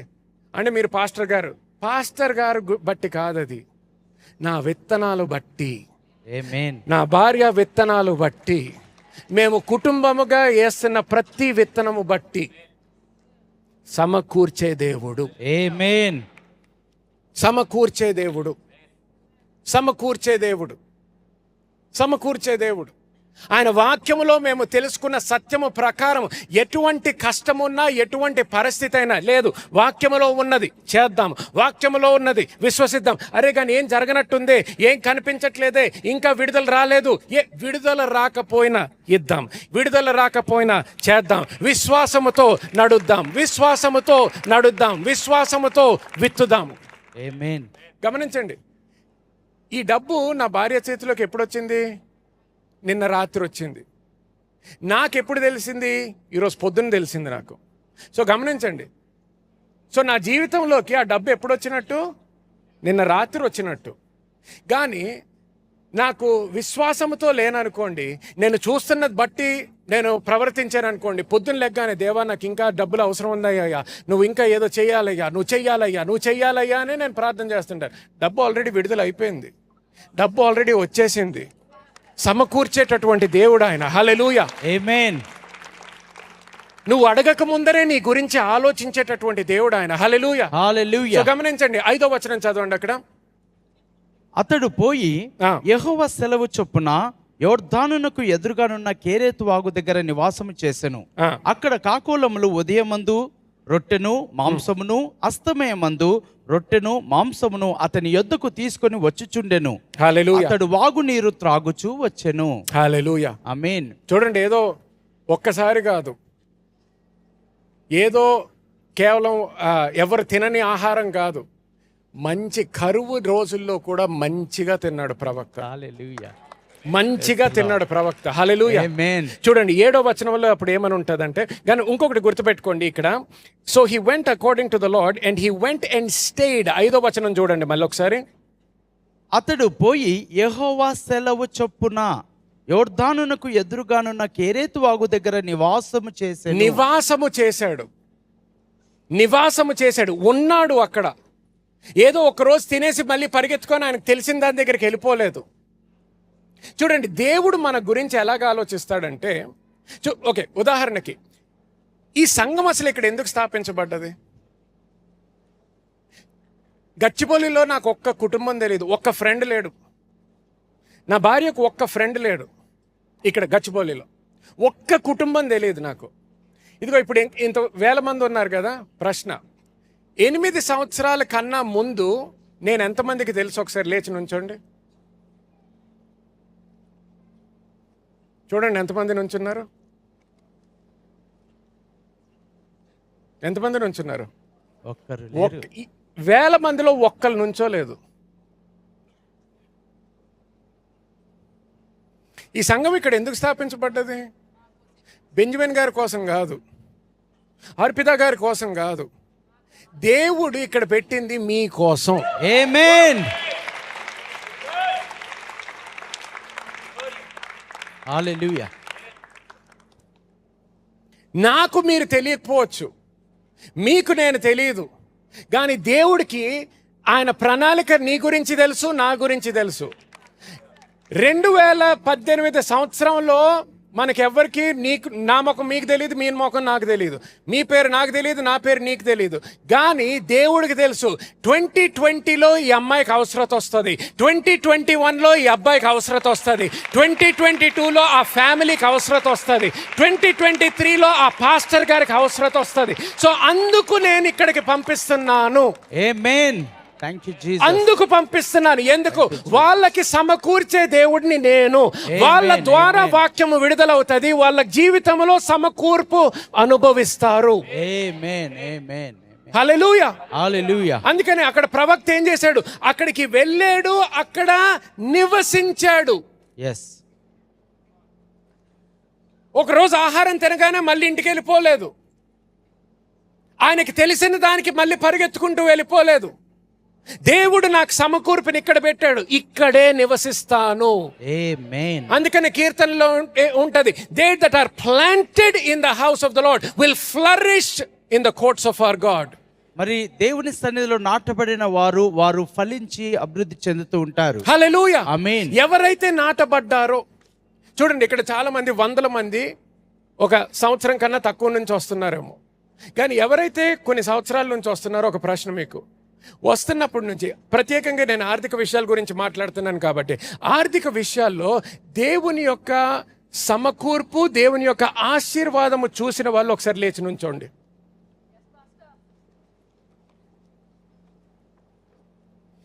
నేను దేవుని యొక్క సమకూర్పు ఆశీర్వాదం అంటే, ఇప్పుడు చూడండి, ఒక ఆఫీస్లో ఉన్నారనుకోండి, అందరికీ 10% హైక్ వస్తుంది అంటే నేను ఆ సమకూర్పు గురించి నేను మాట్లాడట్లేదు. అది నార్మల్, ప్రతి ఒడికి జరిగేది అది. ఆ సమకూర్పు వద్దు నాకు. దేవుడి నుంచి వచ్చే సమకూర్పు గురించి అంటున్నాను నేను. ఆమేన్. ఎవ్వరూ అర్థం చేసుకోలేని సమకూర్పు గురించి, ఇది దేవుడు చేసిన కార్యము అని చెప్పేటటువంటి సమకూర్పు. గమనించండి, ఈ సమకూర్పు ఎలాగొచ్చింది? నేను వాళ్ళకి డబ్బులు ఇవ్వడంతో రాలేదు. వాక్యము ద్వారా వచ్చింది. ఆమేన్. ఆమేన్. వాక్యము ద్వారా, వాక్యము దగ్గర నాటబడ్డారు కాబట్టి వచ్చింది. ఆ నాటబడిన వాక్యము స్వీకరించారు కాబట్టి వాళ్ళ జీవితంలో అది ఫలించింది. హల్లెలూయా. ఆమేన్. హల్లెలూయా. హల్లెలూయా. సో దేవుడు సమకూర్పు గురించి ఆలోచించినప్పుడు మొట్టమొదటిగా నీ ఆలోచన అంతా అంటే జాబ్ రాలేదు పాస్టర్ గారు, జాబ్ ఎలాగ వస్తుంది? వాక్యము ద్వారా వస్తుంది. నీకు వాక్యం లేదంటే ఈ రోజు జాబ్ వస్తుంది, చప్పట్లు కొడతావు, రేపు జాబ్ పోతుంది, ఏడవడం మొదలు పెడతావు. నేను నేర్పించేది కేవలం జాబ్ రావడం గురించి కాదు. నేను నేర్పించేది వాక్యము ప్రకారం మనం జీవించినట్లయితే, ఎటువంటి కరువున్నా, నీకు జాబ్ ఉన్నా లేకపోయినా, సమకూర్పులో జీవించేటటువంటి జీవితాన్ని జీవించడం గురించి నేర్పిస్తున్నారు. ఆమేన్. హల్లెలూయా. ఆమేన్. దయచేసి కూర్చోండి. నేను చేస్తున్న కార్యం బట్టి కాదు, కానీ ఎప్పుడైతే సరి అయిన వాక్యము మీద స్థాపించబడగలుగుతావో, ఎప్పుడైతే ఆ వాక్యం మీద నుంచోగలుగుతావో, దేవుని యొక్క సమకూర్పు నువ్వు చూడగలుగుతావు. హల్లెలూయా. హల్లెలూయా. ఆమేన్. గట్టిగా హల్లెలూయా. హల్లెలూయా. ఆయన సమకూర్పు చూడగలుగుతావు. చూడండి, దాని 7వ వచనంలో మనం చూసినట్లయితే, and it happened after a while that the brook dried up because there was no rain in the land. కొంతకాలమైన తర్వాత దేశంలో వర్షము లేక ఆ నీరు ఎండిపోయెను. హల్లెలూయా. చూడండి 8వ వచనం, త్వరగా వెళ్తాం ఇక్కడికి. 8వ వచనం చదవండి. అంతటి యెహోవాకు అతనికి ప్రత్యక్షమై, గమనించండి, మళ్ళీ కరువు వచ్చింది, నీరు లేదు. ఇప్పుడు ఈయన ప్రార్థన చేయక ముందరే ఎవరి స్వరం వచ్చింది? దేవుని స్వరం. ఎందుకు? సమకూర్చే దేవుడు. ఆమేన్. నీ గురించి ఆలోచించడం ఆపడు ఆయన. ఇది ఒక్కటి అర్థం చే, మన గురించి ఆలోచన ఆపడు ఆయన. yes amen.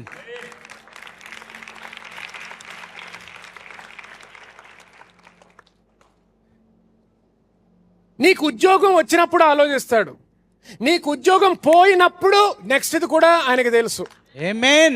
Thank you. నువ్వు బిజినెస్ వ్యాపారం మొదలు పెట్టుకున్నప్పుడు ఆయన నీ గురించి ఆలోచిస్తున్నాడు. వ్యాపారంలో లాస్ అవుతున్నప్పుడు కూడా నెక్స్ట్ ఏం చేయాలో ఆయనకు తెలుసు. ఆమేన్. ఆమేన్. మన సమస్య ఏంటంటే ఆయన స్వరము వినకుండా మనం మాట్లాడడం మొదలు పెడతాం. అందుకని అంటాను, నువ్వు మాట్లాడక్కర్లేదు. నువ్వు మాట్లాడితే ఆశీర్వాదం మాట్లాడు, అడుక్కునే వాళ్ళలాగా మాట్లాడొద్దు. అది ఎందుకంటున్నానంటే, అది నీకు తగినటువంటి మాట కాదు, నీ నోటి నుంచి రావాల్సిన మాట కాదు. అది నీ నోటి నుంచి రావాల్సిన మాట కాదు. అది నువ్వు ఎవరికి పుట్టావు, నీ గుర్తింపు ఏంటి, నీ మాట ఏంటి, నీ ప్రవర్తన ఏంటి. చూడండి, ఆ తప్పుపోయిన కుమారుడి గురించి మాట్లాడితే ఏమంటావు?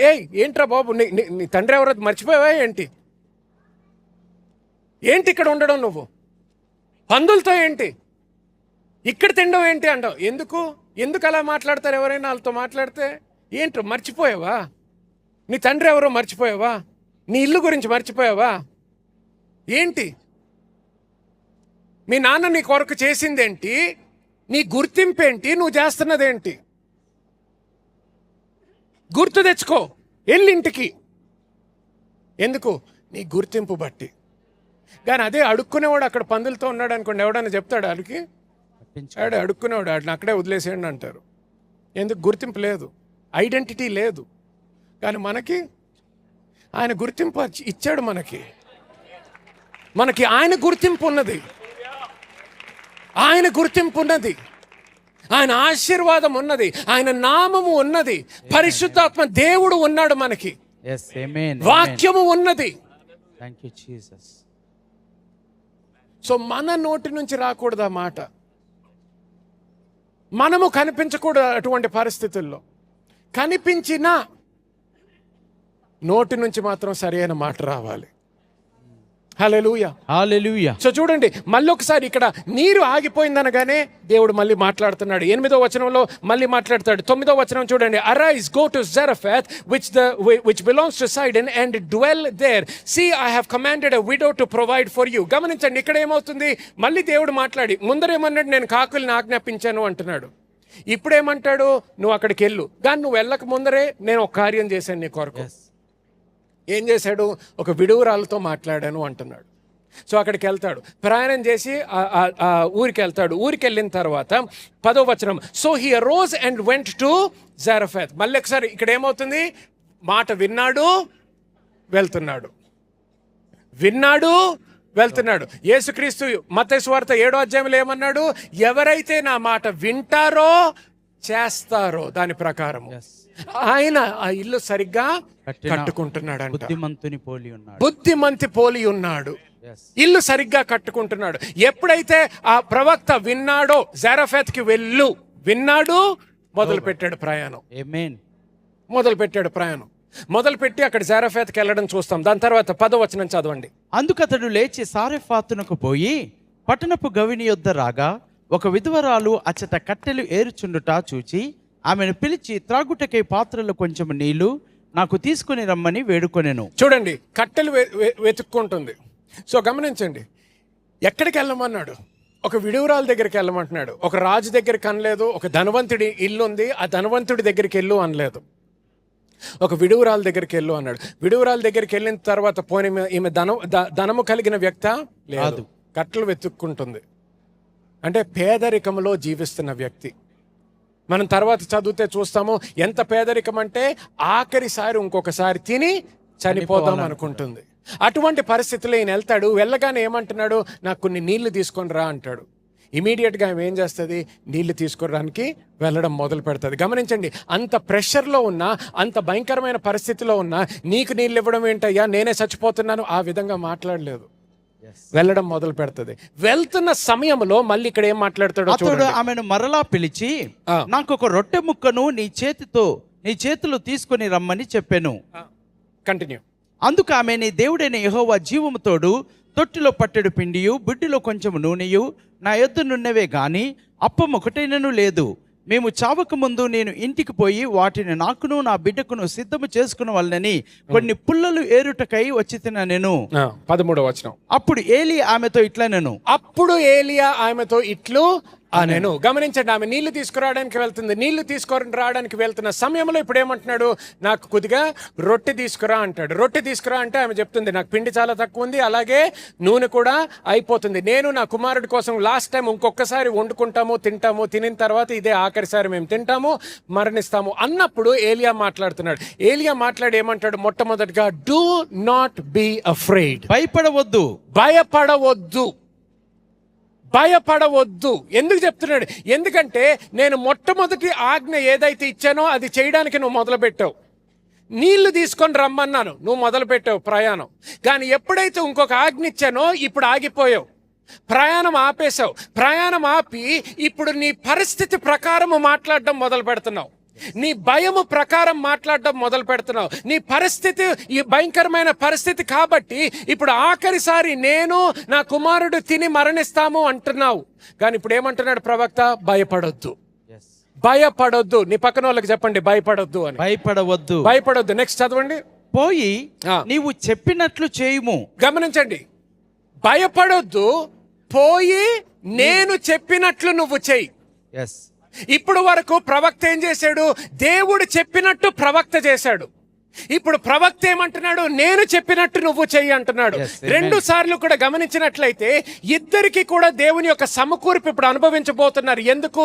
ఇద్దరు కూడా దేవుని యొక్క వాక్యము వింటారు, విన్న తర్వాత దాని ప్రకారం చేస్తున్నారు. హల్లెలూయా. ఆమేన్. మత్తయి సువార్తలో ఏమన్నాడు? వినాలి, దాని ప్రకారము చెయ్యాలి అన్నాడు. సో ప్రవక్త ఇక్కడ గుర్తు చేస్తున్నాడు, అమ్మా మంచిగా మొదలు పెట్టావు, మధ్యలో ఆగిపోవద్దు, భయపడొద్దు.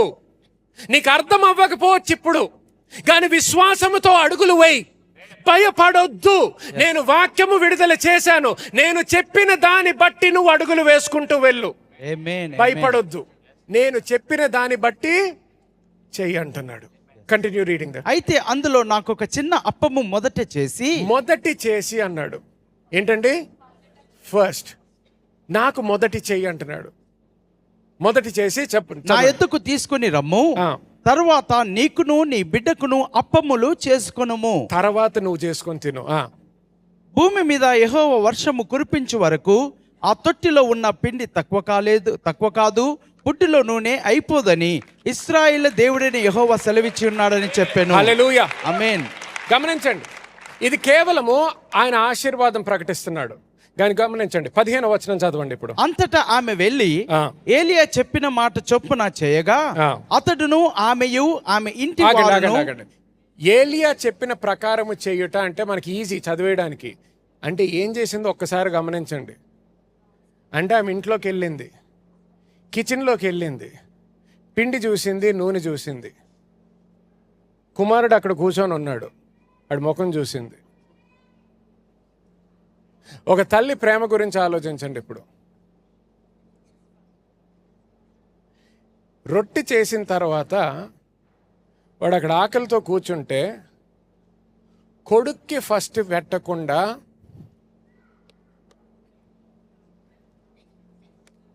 తీసుకెళ్లి ప్రవక్తకి ఇస్తుంది. ఆమేన్.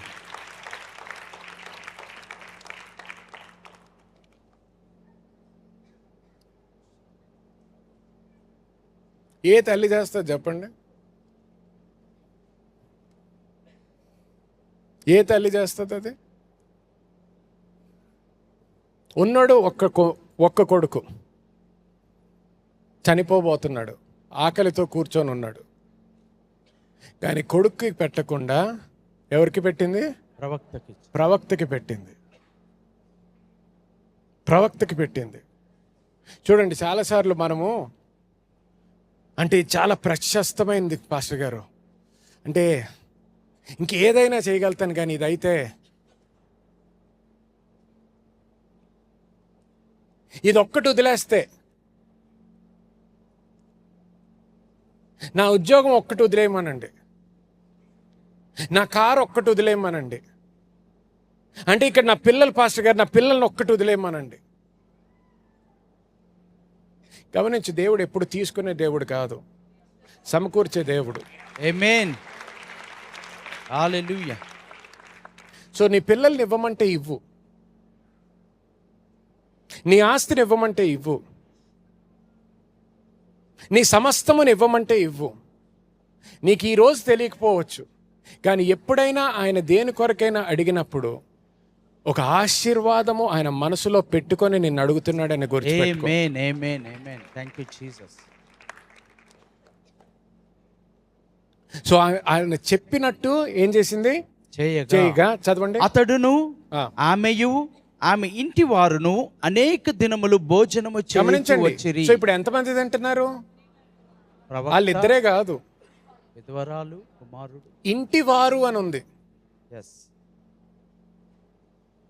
దేవుడు నిన్ను ఆశీర్వదించినప్పుడు కేవలం నీ కొరకు మాత్రమే కాదు. అది దేవుడు ఏ విధంగా ఆశీర్వదిస్తాడంటే, అది ఆ తల్లికి సరిపోయింది, కుమారుడికి సరిపోయింది, ప్రవక్తకి సరిపోయింది, అలాగే ఇంటి వారందరికీ సరిపోయింది.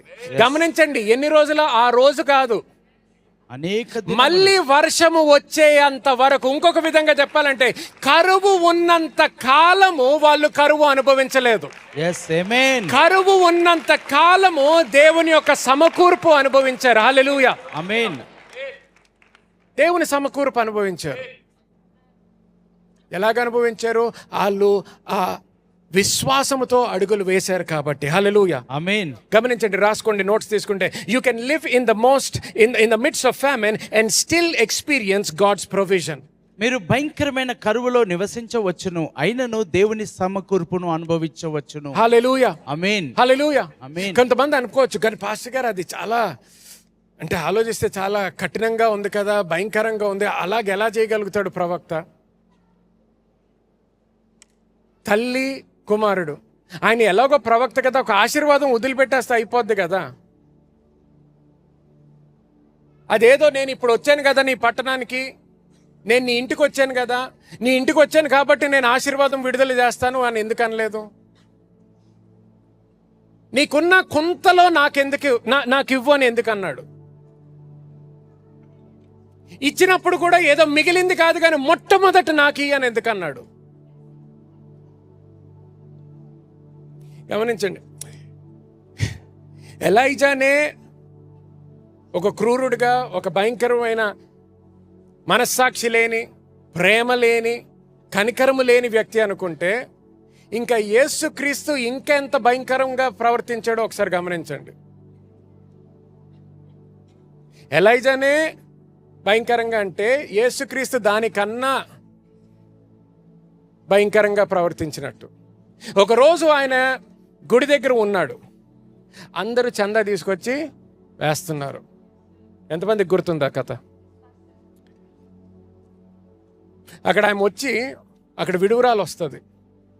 విడువరాలు వచ్చి ఎంత వేస్తుంది? 2 కాసులు. చెప్పండి. 2 కాయిన్స్. ఆమెకు ఉన్నది ఎంత?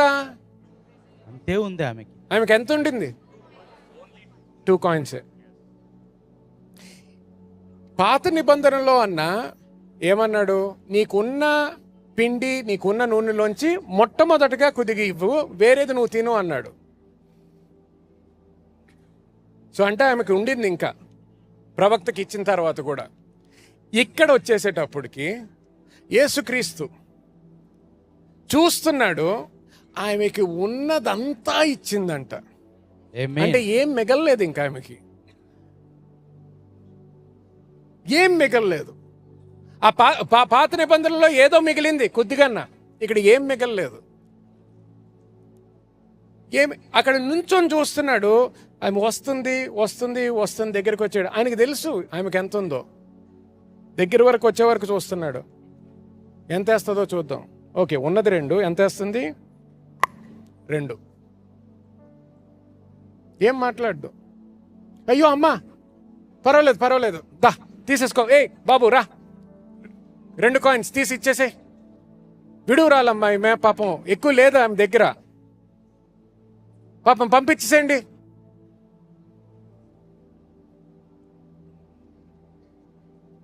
పోనీ అది చేయలేదు, పోనీ 1 కాయిన్ అన్నా తీసి ఇవ్వచ్చు కదా. 1 కాయిన్ ఇచ్చేస్తే పోనీ, అది కూడా 50% ఇచ్చింది కదా. ఏదేవా 50% సరిపోదా? 50% పెట్టుకొని 50% ఆమెకి ఇవ్వు, ఏముందని ఆమెకి. చూడండి, ఎప్పుడైతే మనం ఎక్కువ కనికరం అనుకుంటామో తప్పు. యేసుక్రీస్తు అలా ప్రవర్తించాడంటే నీకు తెలియని విషయం ఆయనకి తెలుసు. ఆమేన్. ఆయన కనికరమైన దేవుడు అయినా ఆ విధంగా ఎందుకు ప్రవర్తించాడు అనేది ప్రశ్న. చూడండి, ఇది అర్థం చేసుకోం కాబట్టి ఒక్కొక్కసారి ప్రజలు కూడా ఏమనుకుంటారంటే, ఎవరు లేని వాళ్ళ నుంచి చందాలు ఎందుకు తీసుకుంటున్నారు? వాళ్ళకి తెలియదు ఎందుకు తీసుకోవాలో, వాళ్ళకి తెలీదు. వాళ్ళకే కాదు, అనేక పాస్టర్లకే తెలీదు.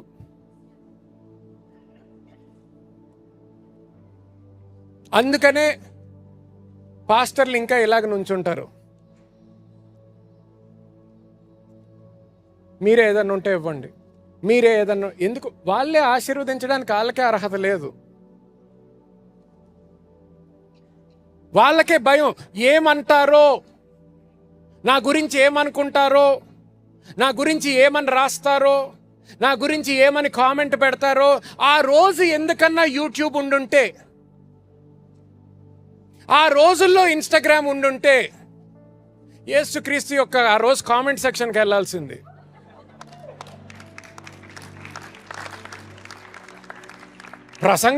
ప్రసంగికుడిన సిగ్గులేనోడు, పాపం అంతా విడూరాలు, ఏం లేదు, 2 రూపాయలతో వచ్చింది సంఘానికి. 2 రూపాయలు వేస్తే చూస్తూనే ఉన్నాడు. నేను చాలా మర్యాదగా మాట్లాడుతున్నాను, ఇంకా కామెంట్ సెక్షన్లోకి వెళ్తే ఇంకా బాగుంటుంది.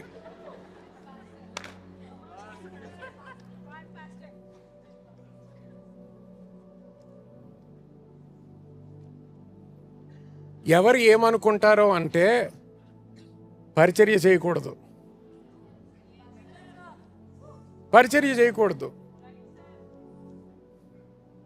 ఆ రోజు ఆ 2 రూపాయలు అందులో పడ్డాయి అని ఒక్క మాట కూడా అండవు. కానీ ఒక్కటి అంటాడు, ఈరోజు ఇచ్చిన అందరికన్నా ఈమె ఎక్కువ ఇచ్చింది అంటాడు. ఆమేన్. ఈమె ఎక్కువ ఇచ్చింది. ఆయన అందులోంచి డబ్బు తీసుకెళ్ళి ఆమెకు ఇవ్వక్కర్లేదు. వాక్యంలో ఏమని ఉంటుంది, ఎవడైతే ఇవ్వబడుని మాత్రమే కాదు, ఇంకొక దగ్గర ఏమని ఉంటుందంటే, he who so sparingly will reap sparingly. మరి ధారాళముగా విత్తువారు ధారాళముగా పంట కోయును. ధారాళముగా విత్తువాడు, ఆ రోజు ఆమె ఎలా విత్తింది, మరి ఎలాంటి పంట వస్తుంది? ధారాళముగా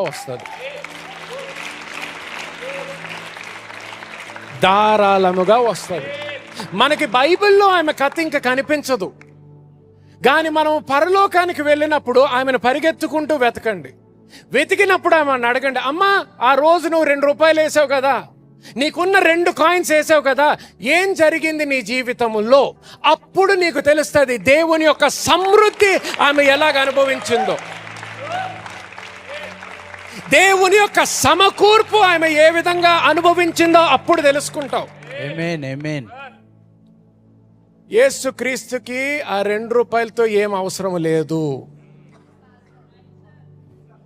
కానీ యేసుక్రీస్తు ఆ 2 రూపాయలు ఆమె చేతి నుంచి విడుదలయ్యి ఆ కంటైనర్లో పడుతున్నప్పుడు ఆపలేదు. ఎందుకో తెలుసా? ఆయనకి తెలుసు, చేతిలోంచి విత్తనము విడుదలయ్యింది, నాటబడుతుంది.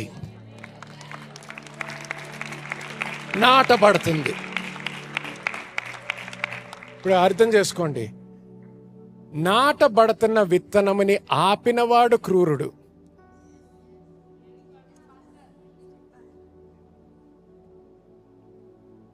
వాడికి సత్యము తెలియనివాడు.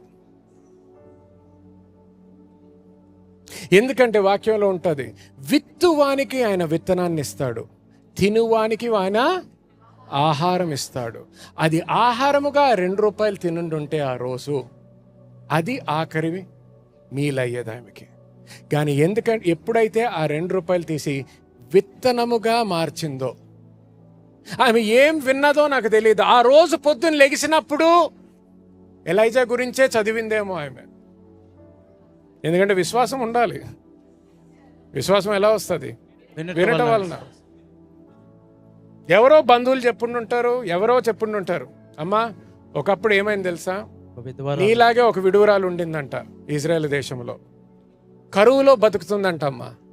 అటువంటి సమయంలో దేవుడు ఒక ప్రవక్తను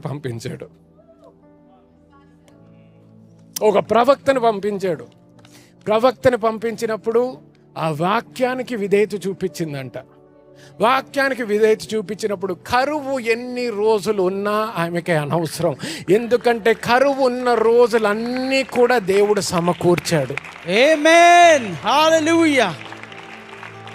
దేవుడు సమకూర్చాడు.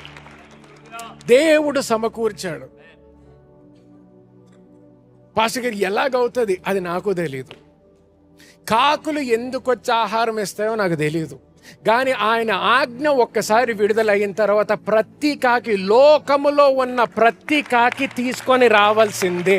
ఆమేన్.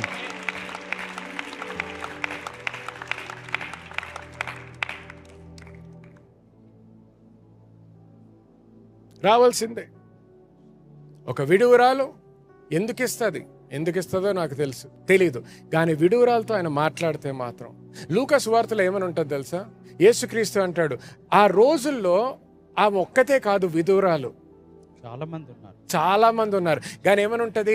ఎలైజా మాత్రం ప్రత్యేకంగా ఆమె కొరకు పంపించబడ్డాడంట, ప్రత్యేకంగా ఆమె కొరకు. మరి ఎందుకు పాస్టర్ గారు ప్రత్యేకంగా ఆమె కొరకు? ఎందుకంటే ఆ ప్రత్యేకంగా ఆ వ్యక్తి మాత్రం విశ్వాసముతో ఆ వాక్యాన్ని స్వీకరించి విధేయత చూపిస్తుందని దేవుడు అక్కడికి పంపించాడు. నా స్వరము వింటున్న ప్రతి ఒక్కరు కూడా, ఎందుకు దేవుడు ఇక్కడికి మిమ్మల్ని తీసుకొచ్చాడు ఈరోజు, ఎందుకు ఈ ప్రసంగం వింటున్నారంటే, నా నమ్మకం ఏంటంటే ప్రతి ఒక్కరు నా స్వరము వింటున్న వాళ్ళు ఈ వాక్యాన్ని స్వీకరించి దానికి విధేయత చూపించబోతున్నారు. కాబట్టి ఆ విధేయతలో మీరు నడిచినప్పుడు దేవుని యొక్క సమకూర్పు మీరు చూస్తారు. అందరు లేచి నుంచుందాం. దేవుని యొక్క సమకూర్పు. ఈ సమకూర్పు నువ్వు చేస్తున్న కార్యము బట్టి కాదు, నీ చేతితో చేస్తున్న కార్యము బట్టి కాదు, ఆయన హస్తముతో చేయబోతున్న కార్యం ఇది. ఆయన సమకూర్పు, నీ సమకూర్పు కాదు. నీ సమకూర్పు అయితే ఇప్పటికి ఈ రోజుకి ఎంత కావాలి అంతే ఆలోచించగలుగుతావు నువ్వు. ఇప్పుడు చాలా ఆకలేస్తుంది, నాకు ఈ రోజు ఈ పూటకుంటే సరిపోతుందయ్యా అన్నట్టు ప్రార్థన చేస్తావు. కానీ ఎప్పుడైతే ఆయన సమకూర్పు, ఆయన నీకు కావలసిందన్నా ఎక్కువగా ఇస్తాడు. హల్లెలూయా. చేతులెత్తి ఆయనతో మాట్లాడండి ఒక నిమిషం. ఈ గొప్ప సమకూర్చేటటువంటి దేవుడు ఈ బ్రేక్ త్రూ సండే రోజు ఈ వాక్యము స్వీకరించండి. దేవుని యొక్క సమకూర్పు అనుభవించుదాం. ప్రతి ఒక్కరు దేవునితో మాట్లాడండి. మోకరించాలంటే మోకరించండి. పక్కన వాళ్ళ గురించి మర్చిపోండి. ఒక 2 నిమిషాలు పక్కన వాళ్ళ గురించి మర్చిపోండి. మీ వెనకాల ఎవరున్నారు, మీ ముందర ఎవరున్నారు, అవన్నీ మర్చిపోండి. దేవుని సన్నిధిలో మీరు దేవునితో మాట్లాడండి. కూర్చోవాలంటే కూర్చోండి, మోకరించాలంటే మోకరించండి, నుంచోవాలంటే నుంచోండి, చేతులు ఎత్తండి. ఏది చేసినా దేవునితో మాట్లాడండి. పక్కన వాళ్ళ గురించి ఆలోచించొద్దు. ఇప్పుడు దేవునికి మీకు ఉన్నటువంటి సమయం ఇది. దేవునికి మీకు ఉన్నటువంటి సమయం ఇది. దేవునితో మాట్లాడండి. అద్భుత కార్యములు చేయగలిగిన దేవుడు, అద్భుత కార్యములు చేయగలిగిన దేవుడు, అద్భుత కార్యములు చేయగలిగిన దేవుడు, అద్భుత కార్యములు చేయగలిగిన దేవుడు. దేని కొరకైతే నువ్వు ఆశిస్తున్నావో, ఏ గవర్నమెంట్ జాబు, ఏ ఉద్యోగము, ఏ బిజినెస్ ఇంక్రీజ్, దేని కొరకైతే నువ్వు ఆశిస్తున్నావో, దేని కొరకైతే నువ్వు ప్రార్థన చేస్తున్నావో, గుర్తుపెట్టుకో, నువ్వు ప్రార్థన చెయ్యక ముందరే ఆయన నీ గురించి ఆలోచించాడు. సంఘంలోకి రాకముందరే నీ గురించి ఆలోచించాడు. నీకు ఆ ఉద్యోగం అవసరత రాకముందరే నీ గురించి ఆలోచించాడు. నీకు ఆ సమస్య రాకముందరే నీ గురించి ఆలోచించాడు. నువ్వు నీ తల్లిదండ్రులకి పుట్టక ముందరే నీ గురించి ఆలోచించాడు. ఈ సమస్య గురించి ఆయనకి తెలుసు, దానికి పరిష్కారము తెలుసు. ఆయన ఆశీర్వాదము పొందుకో, ఆయన ఆశీర్వాదములో జీవించు. సమస్తము సాధ్యము, నమ్మిన వానికి సమస్తము సాధ్యము. పొందుకో, విశ్వసించు. పరిశుద్ధాత్మ దేవుడు చెప్పిన దాని ప్రకారము విధేయత చూపించి ఇప్పుడు వరకు నీ ఆర్థిక జీవితము సరి అయిన విధానంలో కట్టుకోకపోతే, ఆ రాయి మీద కట్టుకోకపోతే, ఆ బండ మీద కట్టుకోకపోతే, వాక్యము మీద కట్టుకోకపోతే, ఈ రోజు తీర్మానం తీసుకో. దేవుని సన్నిధిలో దేవునితో చెప్పు, దేవా ఈ రోజు తీర్మానం తీసుకుంటున్నాను, మార్చ్ 1st వీక్ 2025 తీర్మానం తీసుకుంటున్నాను, దశం భాగము తీసుకొస్తాను, కానుకలు తీసుకొస్తాను. దేవా నీ మార్గములో నేను నడుస్తాను, విశ్వాసముతో నడుస్తాను, ప్రథమ ఫలము తీసుకొస్తానయ్యా, నువ్వు చెప్పిన దాన్ని బట్టి చేస్తాను. నీ ఆశీర్వాదము నాకు కావాలి. నీకు కావాల్సింది కారు కాదు, నీకు కావాల్సింది ఖరీదైన వస్తువులు కాదు, నీకు కావాల్సింది ఒక ఇల్లు, ఒక అపార్ట్మెంట్ కాదు. నీకు కావాల్సింది ఏ మానవుడు చూడనటువంటి ఆశీర్వాదము. ఆ ఆశీర్వాదము నీకున్నప్పుడు ఖరీదైన వస్తువులు వస్తాయి, కారు వస్తుంది, ఇల్లు వస్తుంది, అపార్ట్మెంట్ వస్తుంది, ల్యాండ్ వస్తుంది, ప్రతి బిజినెస్ వ్యాపారము వర్ధిల్లుతుంది. ఎందుకు? ఆయన హస్తము బట్టి, ఆయన ఆశీర్వాదము బట్టి.